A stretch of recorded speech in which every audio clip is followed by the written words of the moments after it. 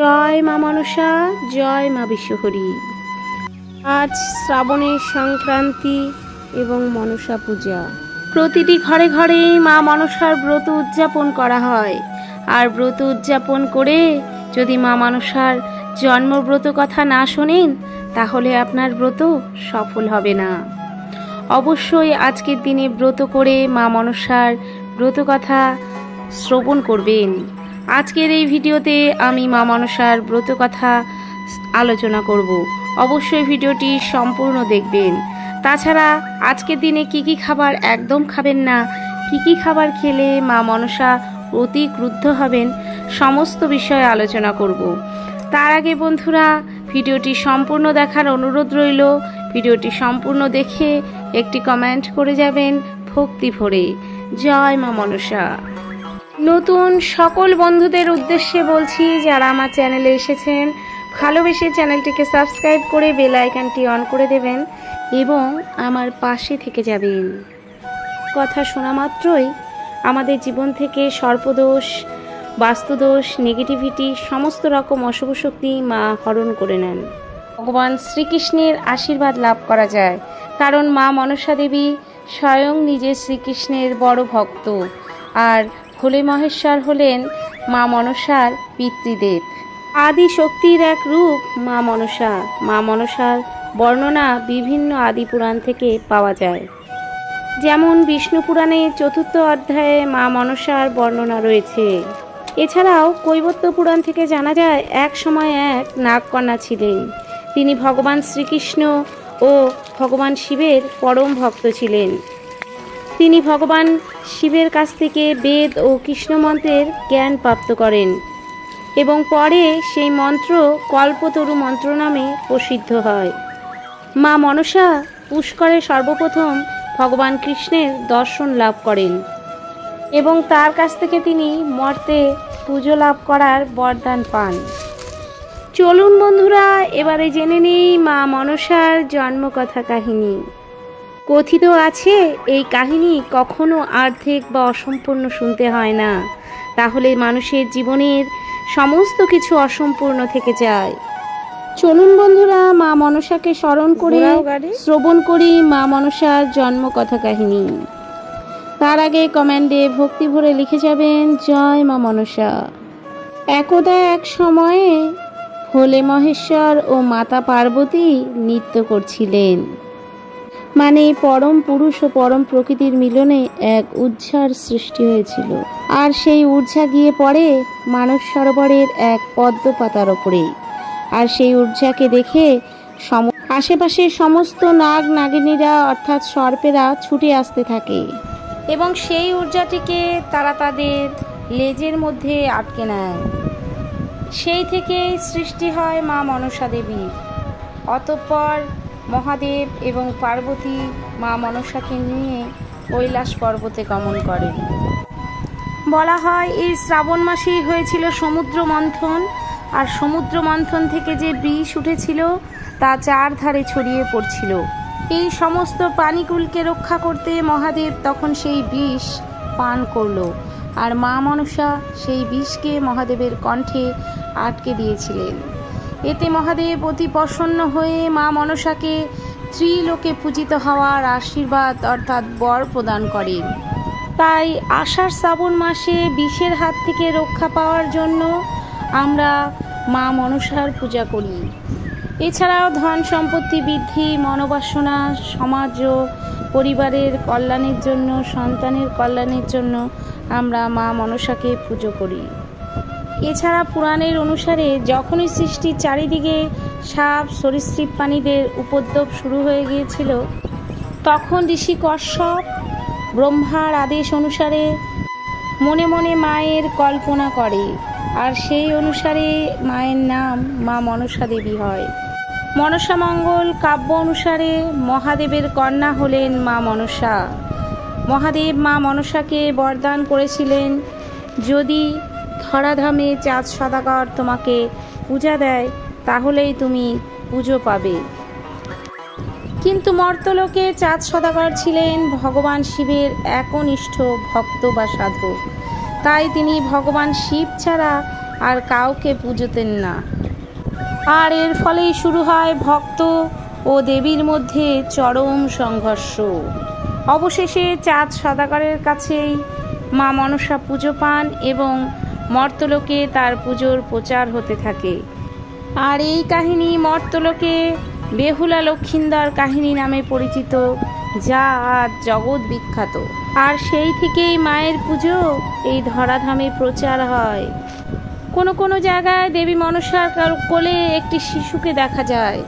মানা হয় এই শিশুটি হলেন মা মনসার সন্তান আস্তিক। বন্ধুরা, আজ আমরা শ্রবণ করলাম মা মনসার জন্মকথা। আজ ঘরে ঘরে মা মনসার মাহাত্ম্য প্রচার হয়েছে। মা মনসা পুজোকালীন বন্ধুরা, মনসা পুজো মূলত সাপ সম্পর্কিত একটি পূজা।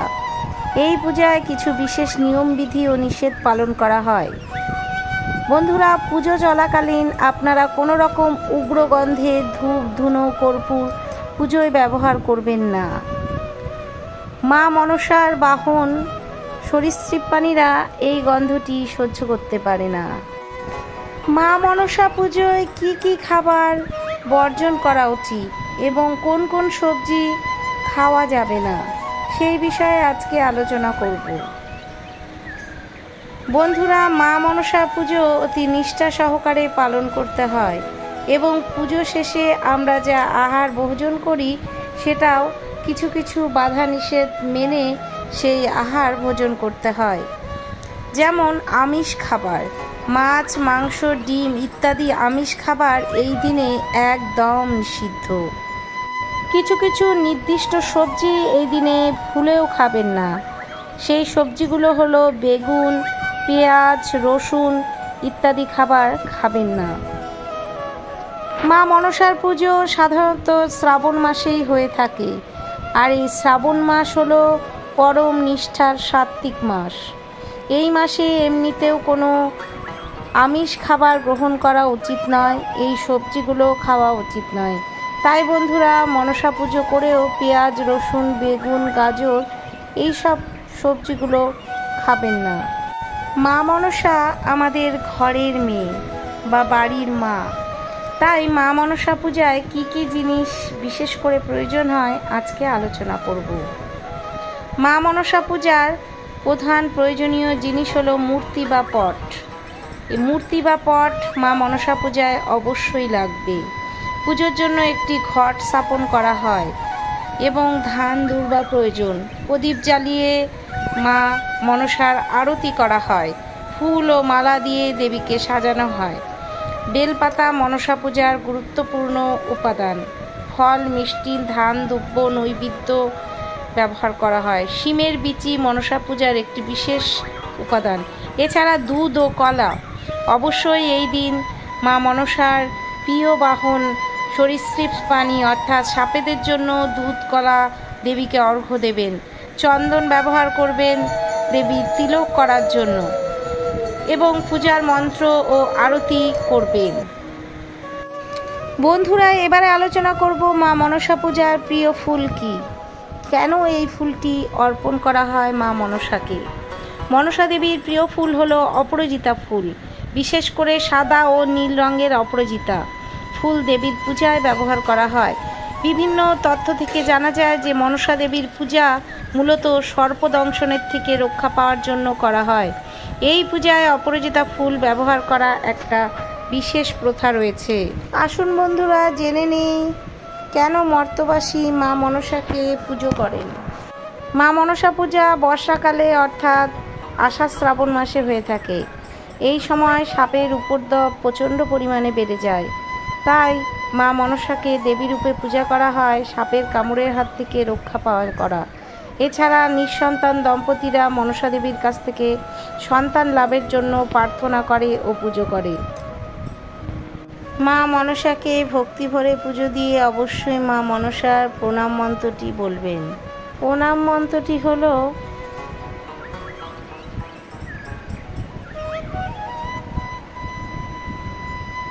মা মনসা দেবী পুজো চান।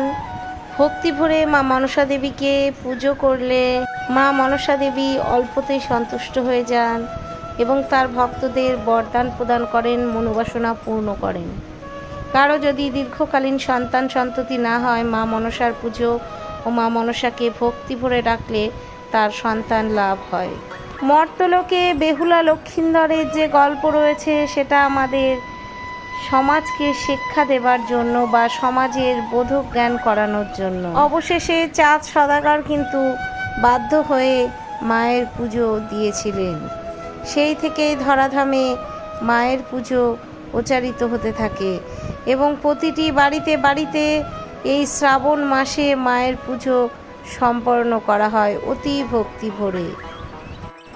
বন্ধুরা, মা মনসার পুজো করে অবশ্যই মা মনসার জন্মব্রত কথাটি শুনবেন, মন দিয়ে কখনোই অর্ধেক বা অসম্পূর্ণ করে শুনবেন না। এতে মা মনসা ক্রুদ্ধ হয়, আর মা মনসা ক্রুদ্ধ হলে তার ফলাফল অতি ভয়ানক হতে পারে। তাই আজকের দিনে মা মনসাকে ভক্তি ভরে যারা পুজো দেবেন, অবশ্যই মা মনসার জন্মকথা শ্রবণ করবেন। মা মনসার বাহনদের অবশ্যই দুধ কলা খেতে দেবেন এবং ধূপ ধুনোর গন্ধ কখনোই পুজোতে নিয়ে আসবেন না, এতে মা মনসা অতি ক্রুদ্ধ হন। বন্ধুরা, আমার ভিডিওটি ভক্তিমূলক, জ্ঞানমূলক এবং শ্রদ্ধামূলক।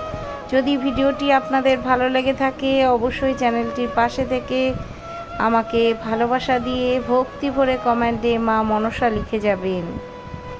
মা মনসার পূজা এই মুহূর্তে প্রচার হোক। মা মনসা সকল ব্যক্তিকে ভালো রাখুক, সবাইকে সুস্থ রাখুক এবং সন্তান সন্ততিদের ভালো রাখুক। বন্ধুরা, আজকের ভিডিওটি আমি এখানেই শেষ করব। ভিডিওটি ভালো লেগে থাকলে ভক্তি ভরে জয় মা মনসা লিখে যাবেন। আজকের মতো এখানেই বিদায় নিচ্ছি। আপনাদের সাথে দেখা হবে অন্য কোনো একটি ভক্তিমূলক ভিডিওর মাধ্যমে। সবাই ভালো থাকবেন। জয় মা মনসা।